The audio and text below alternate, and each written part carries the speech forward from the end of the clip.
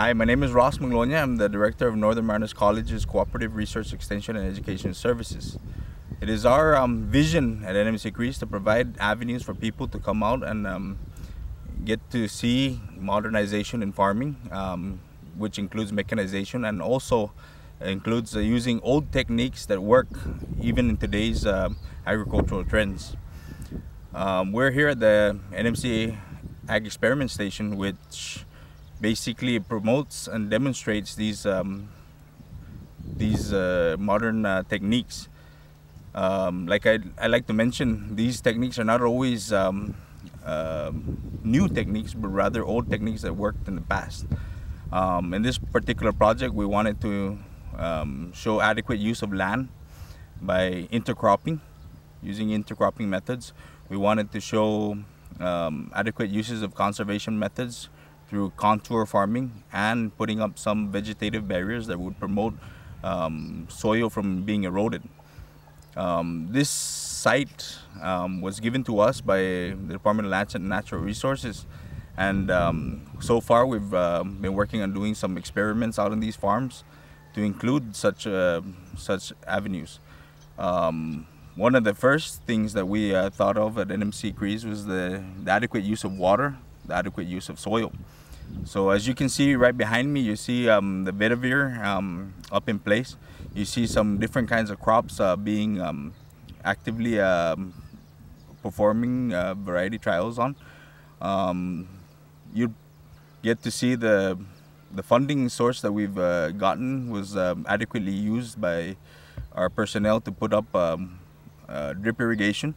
You would see that we were able to intercrop to a point where we're adequately using space for economic use and for conservation use.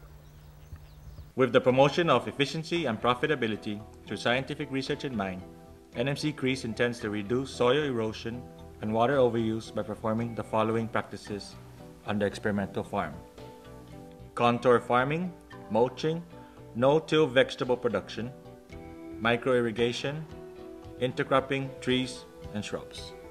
The techniques described in this video can be used in subsistence backyard gardening as well as in commercial farming operations. They are easy in the initial setup, save labor and natural resources, and enhance efficiency and profitability for the farmer.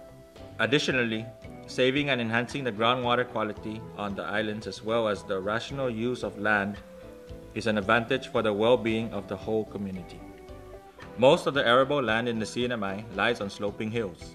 Together with the conventional farming method of straight-line tilling, this leads to heavy wind and especially water erosion and sedimentation runoff during the rainy season. Instead of replenishing groundwater tables, the water runs off unused, washing valuable minerals and nutrients into the lagoon. These washed out minerals and nutrients have to be replaced by fertilizers, which drive up the cost of farming. At the same time, the sediment in the lagoon promotes algae growth, which is detrimental to the coral ecosystems. To alleviate these problems, NMC-CREES has implemented a contour farming system on our experimental farm in Asperdido. Contour farming describes a method which uses tilling parallel to the contour lines of a hill. You can establish your contours either by eyesight or with the help of a topographical map and a GPS unit. The use of hedgerows along the contour lines further improves the method of contour farming. With hedgerows, erosion can even be more reduced. Sediment that normally would be washed away is caught in the hedges. Nutrients and minerals stay in the soil. Traditional farming methods leave much of the soil uncovered. This has several disadvantages. Weeds can grow unabated, which leads to heavy use of herbicides and/or manual weed pulling, resulting in higher production costs and additional labor. Water evaporates from bare soil.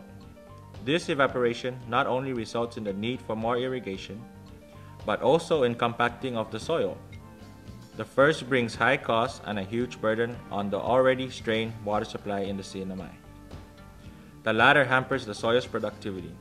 Crops have difficulties to grow in hard, compacted soil. These problems can be averted with mulching. Mulching means that the soil around the crops are covered. Covering can be done by plastic mulching foil, paper shreds, or cuttings from vetiver grass. It doesn't matter much which material you use for mulching. It is important that it reflects sunlight, water can permeate through it, and that the material is slowly decomposing, so you can simply till it into the soil after harvest.